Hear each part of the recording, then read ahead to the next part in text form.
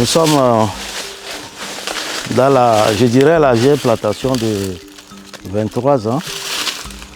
Vous allez me demander pourquoi 23 ans, mais mes cacahuètes sont encore très jeunes. Et la productivité aussi est au top. C'est parce que je suis dans un système qui ne fatigue pas les plants. C'est le système agroforestier.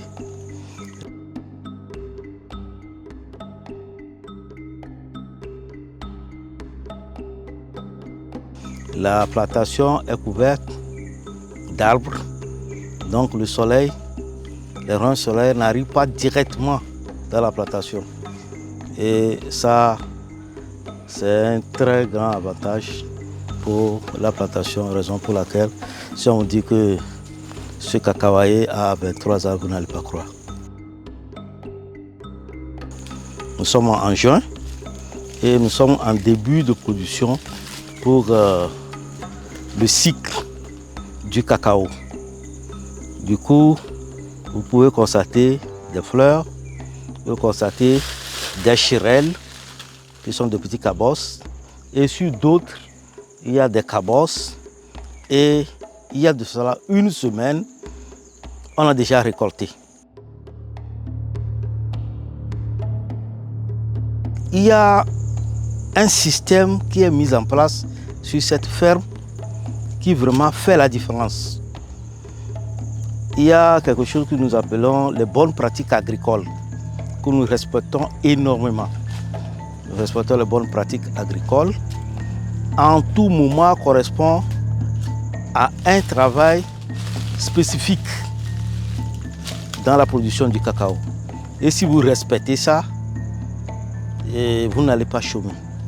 Et moi, j'ai encore une grande chance d'accompagner ma plantation de cacao par les déchets de ma production des porcs, spécifiquement. Et je dirais même le puisard, l'eau du puisard de ma porcherie me permet de fertiliser ma plantation et le résultat est là.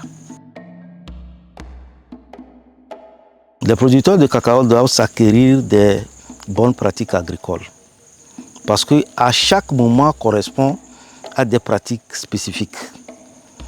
Par exemple, si nous prenons la fin de la production de la campagne passée, qui est la fin du mois d'avril et début du mois de mai, le producteur doit savoir qu'il doit élaguer sa plantation, qu'il doit faire un système de régler l'ombrage de la plantation.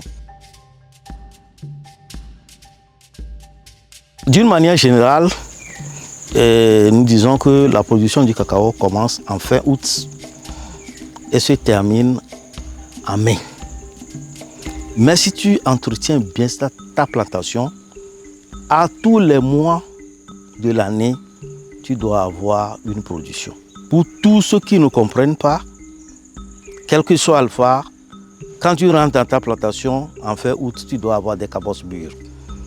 Et comme ça, vous allez glaner jusqu'à fin avril, début mai.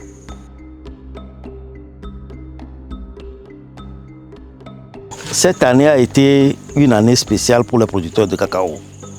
Depuis que moi j'ai commencé par vivre la vie du cacao, la grande production c'est d'août en janvier où on a de grosses fèves et que les prix sont un peu plus intéressants que pour la seconde saison qui va de mars à fin avril-mai. C'est la petite saison même qui a donné vraiment le courage, l'ambition d'aller plus loin aux producteurs parce que le prix a vraiment flambé.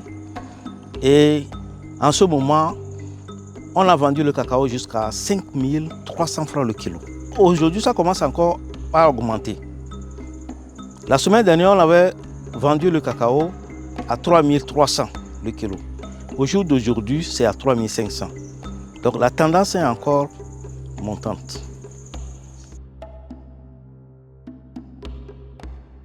C'est vraiment une leçon que tout le monde doit tirer de l'année que nous vivons sur le plan de la production et le prix de la flambée des prix.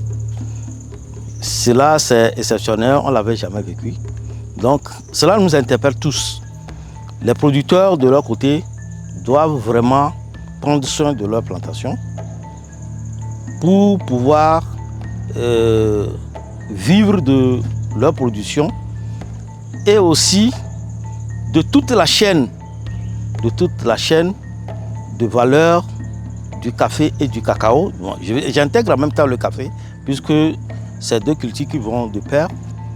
Si le cacao qui était à 1500, à 1200, en un rien de temps a monté jusqu'à 5300, l'État spécialement et la filière, le CCMCC, qui est le patron de la filière, doit penser vraiment à aider les producteurs sur la production, parce que sans la production, on n'aura rien.